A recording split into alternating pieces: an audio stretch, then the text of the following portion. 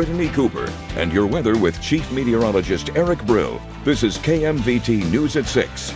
Good evening, I'm Brittany Cooper. In our top story, a depredation hunt is something that occurs when a particular species of wildlife causes significant agricultural damage or poses threats to humans and other wildlife. This issue now poses a lot of unrest, though, from community members. KMVT's Elizabeth Hadley is now standing by live in Twin Falls with a closer look. Elizabeth, what do you have for us tonight?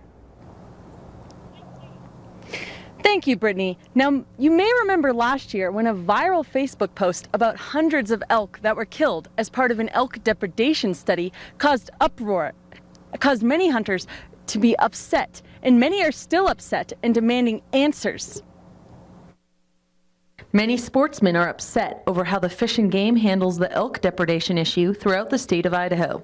We feel that the elk depredation problem that we have here in the state of Idaho, and more certainly in the Magic Valley, that the Fish and Game Department aren't being transparent with the four-step process that they're doing with the elk and the depredation of the elk. Their new goal, changing the laws Fish and Game have to follow.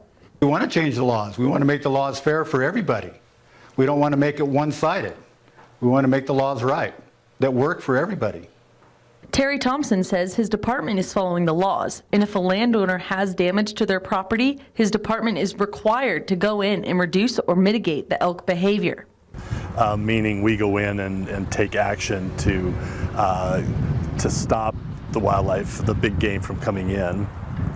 And we also are responsible to pay the producer for crop losses. Fish and Game says they are trying to work with local landowners to give hunters access for a depredation hunt, but haven't been successful with that so far this year.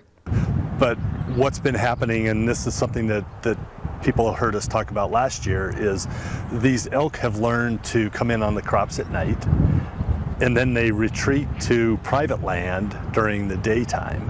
And so getting hunters access to those elk, as long as they're on private property, that landowner has to allow hunters on their property. But Kenny Stagmeyer thinks the only way to solve this is to change how Fish and Game handles depredation hunts.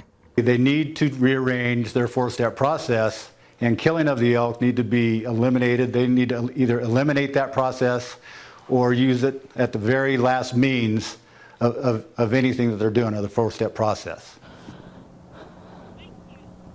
The sportsmen meet every Thursday at 6 p.m. at Twin Falls Granite and Marble. Live in Twin Falls, Elizabeth Hadley, KMVT News.